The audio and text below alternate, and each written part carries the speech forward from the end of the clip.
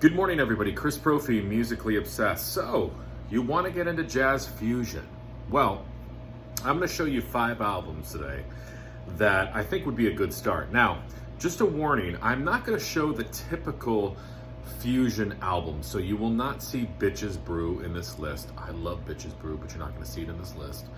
You're also not going to see Headhunters by Herbie Hancock. Those are 2 big-time fusion albums, and again, nothing against those albums. I love those albums, but I figured let's show something a little different. So first off, what is jazz fusion? Well, it's basically jazz mixed with rock, funk, and R&B. So for somebody like me who is a big rock fan, I also love the funk element. It's kind of a nice transition into jazz, maybe before you get into more traditional jazz. So fusion's cool because it mixes a lot of those different genres. Now, there's been so many fusion artists and so many fusion albums. Most of the really good fusion albums, I believe, came out in the 70s. But again, there's great fusion that came out in the 80s. There's still fusion that's coming out today, which is really good as well.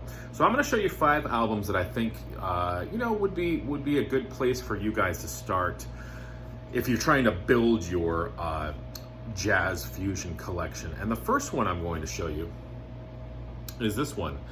This is by a band called Return to Forever. And this is their album Romantic Warrior, which came out in 1976.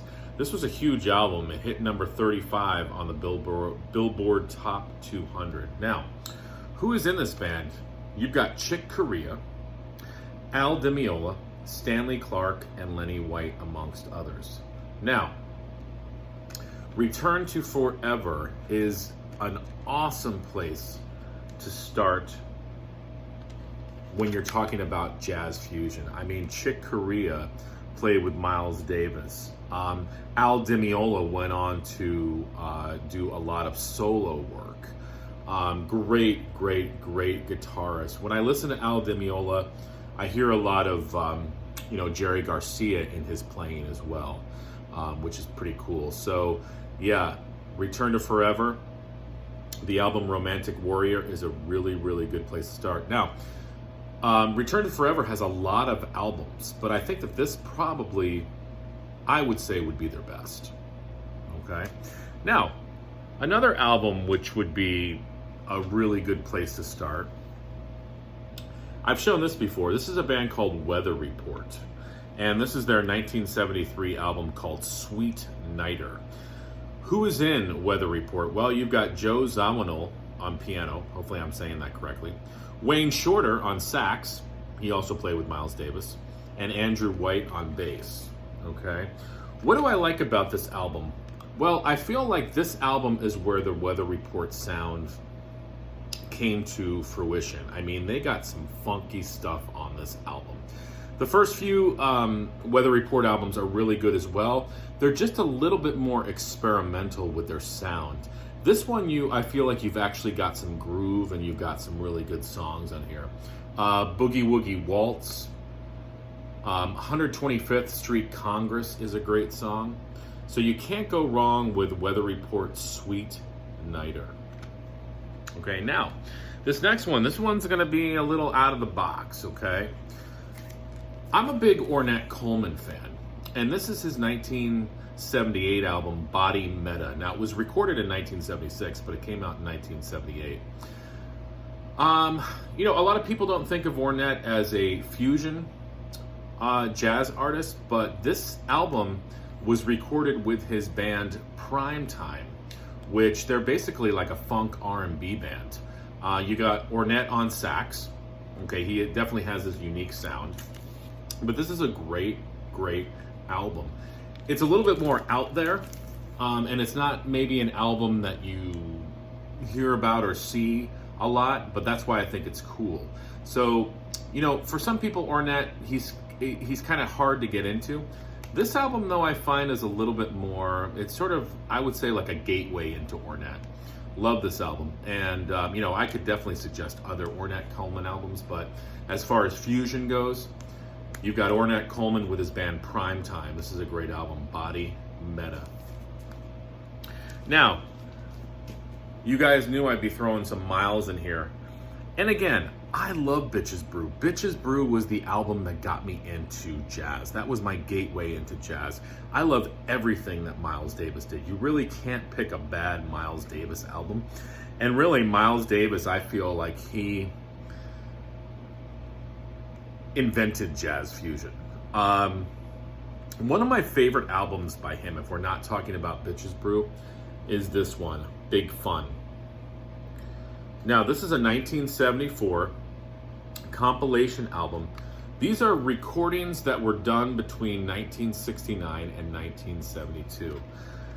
I mean, you've got Herbie Hancock on here, Chick Corea, Joe Zawinul, Wayne Shorter, John McLaughlin, who is an amazing guitarist, Dave Holland, Jack DeJohnette, Al Foster, and Benny Maupin. This is a killer album. This happens to be a 2 CD set, so I would assume, I don't have it on vinyl, I would assume the vinyl is a gatefold double album. I mean, you've got a 27-minute long song that opens this album called Great Expectations, where Miles is just all over the place. On disc 2, you've got a great song called Go Ahead John, which is close to 29 minutes long. So this is not for...